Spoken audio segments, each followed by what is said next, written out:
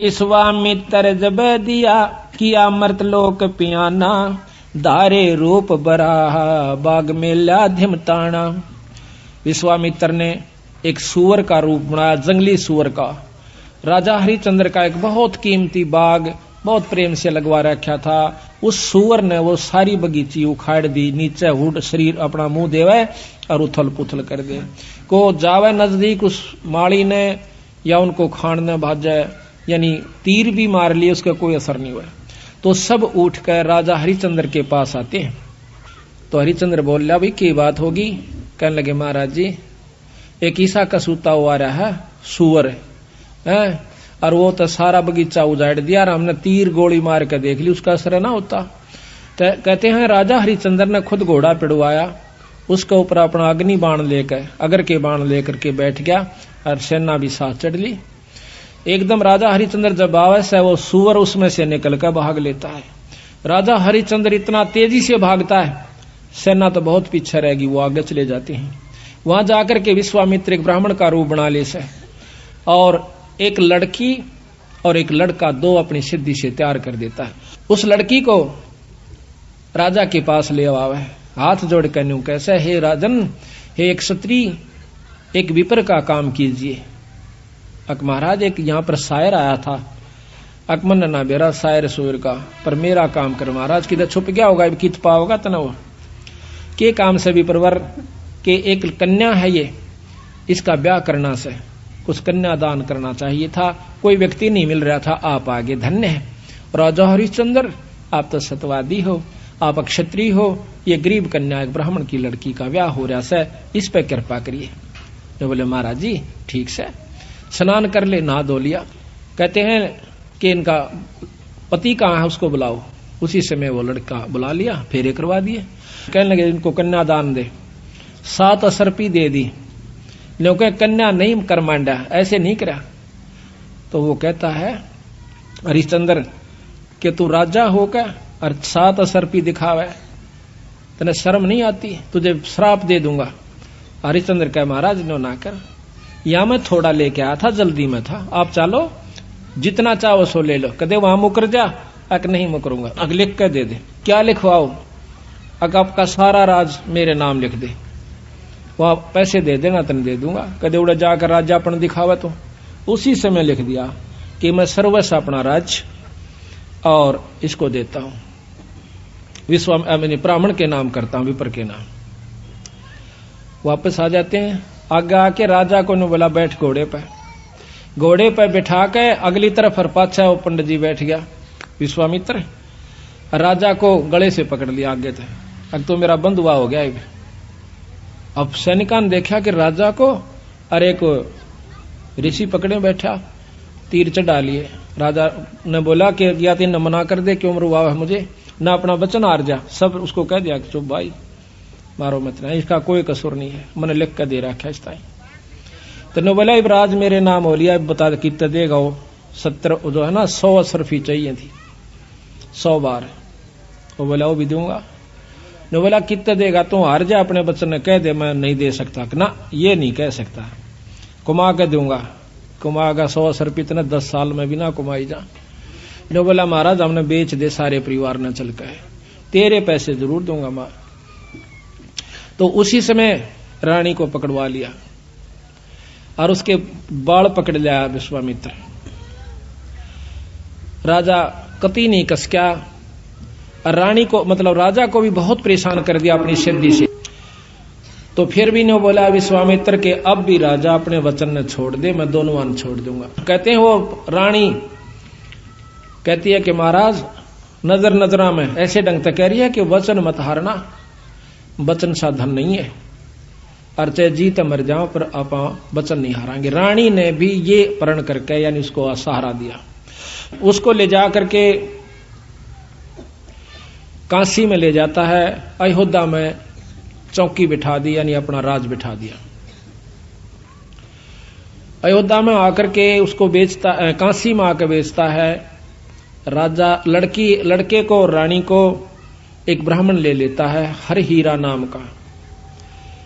50 बाहर के अंदर 50 जो भी असरफी थी या जो उन्हें देना था उसके रूप में। फिर आप जाकर के एक भंगी के पास जाता है। वो कहता है कि तूने मुर्द फरोश का काम करना पड़ेगा। क्या काम है महाराज?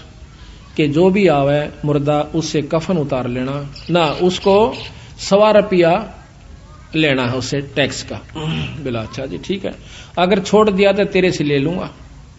बिल्कुल नहीं छोड़ूंगा। ठीक है। कई दिन तक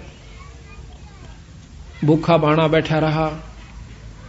एक कहते हैं हफ्ते के बाद वो कालिया नाम का झिमर मुर्द फरोश वो आता भंगी वहां पर, कहता है कि हरिया कहा महाराज तने भोजन नहीं खा रहा? महाराज आपने भोजन की कही नहीं थी।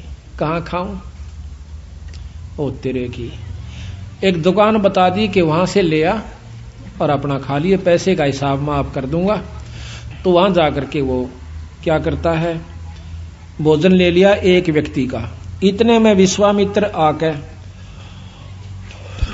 एक भिखारी का ब्राह्मण का रूप बनाकर कहता कि महाराज मैं भूखा सा, भोजन दीजिए। तो कहने लगा विप्र आधा ले ले, भला हो तेरा सारा दे दे, मैं तो भूखा मरू सू, आधे में काम नहीं चला विप्र राजा महाराज। कहते हैं हरिचंद्र ने वो सारा उठा के दे दिया, नौका न्यू बैठ गया। अगले दिन फिर जावस है 2 आदमियों का ले आया, 3 का। कहते कोई मांगने वाला आ जाए उसको भी देना होता है। अगले दिन फिर आ गया, आके ने बोला महाराज भोजन दो, हम क्या खेती करें हैं आपका ही आसरा से। कहने लगा विप्र आज बहुत लयास हूं, आधा ले ले। नहीं महाराज सारा दीजिए। इब कबीर साहब कहते हैं वो नरता मोए जो पर घर मांगन जा, अरुण ते पहला वह मरे जो जा मुख निकसे ना। ने बोला ले भाई ले जा। 15 दिन बीत गए, रोटी नहीं खाई, दुर्बल शरीर हो गया।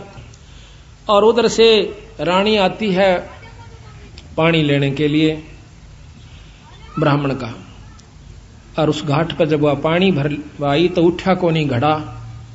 रानी कहती है कि महाराज ये घड़ा उठवाइए। और न बोला रानी कमाल कर रही है तू, ब्राह्मण के घड़े का एक भंगी हाथ लावे, मेरे बस का नहीं, इसमें अंदर बढ़कर उठा ले पानी का मां बढ़कर। यहां थोड़ी सी विपरीत कथा हमने सुनने को मिला करती थी कि घाट पर रानी पानी लेने गई थी कुएं पर, और वहां पर यह भी आ गया था पानी लेने के लिए। नहीं, ये गलत है। गरीबदास महाराज ने जो लिखी है वो सत्य है, क्योंकि इन लाखों वर्ष पहले की रामायण भी ज्यों की तो मिलती है बंदी छड़ की। तो वहां पर रानी आई थी पानी लेने की खातिर। तो हरिचंद्र ने कहा कि अंदर पानी में डुबकी लगा करके घड़ा उठा लीजिए। घर आ जाती है। कुछ दिनों के बाद लड़का रोहतास उस पंडित जी की खातिर फूल लेने जाया करता था। वो रोजाना फूल ला करके पंडित जी को दिया करता था। वो अपने देव के ऊपर, अपने इष्ट के ऊपर पूजा किया करता था। एक दिन कहते हैं रोहतास फूल लेने के लिए जावा है, विश्वामित्र वहां पर एक सर्प का रूप धारण करके वो छोरे को डस लेता है। तो पड़ा पड़ा रोहतास ने कहा ऐसा कि माली मेरी मां ने जिक्र ना करिए भाई, पंडित जी ने बता दे जाकर। वो भाग्या जावस है। अब पंडित जी चाड़ा हो गया कि हो गया कि वो लड़का किसका था भाई, रोहतास नाम बतावस है, और वो तो सांप ने डस लिया और मर गया भाई। उसी समय भाग लेता है वो हरिहर पंडित जी हर हीरा लाल का, और इतनी सुन ली उस लड़की ने भी, यानी उसकी मां ने भी, रोहतास की ने, कि छोरे का तो सर्प लड़ गया। वह भी भागी आवस। बुरी तरह वो ब्राह्मण छोरे ने छाती लाकर रोया है कि बेटा कौन हुई रोहतासिया। तो कहते हैं रानी ने बोली महाराज पिताजी रोआ मत ना, ये ताने जाने हंस हैं, क्यों चिंता करते हो। उस मां ने उस ब्राह्मण का ढाढ़स बढ़वाया कि ये तो आना जाना खेल से, रो मत ना महाराज, हम सब ने जाना से, हमारे साथ होनी थी सो होगी, कोई बात नहीं। अब वहां से लेकर के वो लड़के का कफन उसके ऊपर लपेट के कपड़ा चल देती है। अब गरीब की गेला कौन जा, हरी हीरा और 2-3 जने वो जाते हैं। जाकर के मर्द घाट पर लुटा देती है, फूकण की तैयारी करे से इधर उधर से लकड़ी तैयार करके। तो इतने में हरिया आ जाता है। हरिश्चंद्र कैसा कि माई वो दे टैक्स 1.25 रुपया काट। तो वहां पर वो कहती है कि महाराज ये आपका बेटा रोहतास है, अग मेरा कोई पुत्र नहीं है और मैं आपकी रानी सू, कोई पुत्र नहीं, मेरा कोई बेटा नहीं, 100 रुपया दे दे। तो बोली चाला कर रहे हो कि यहां पर मैं किस पे लाऊं,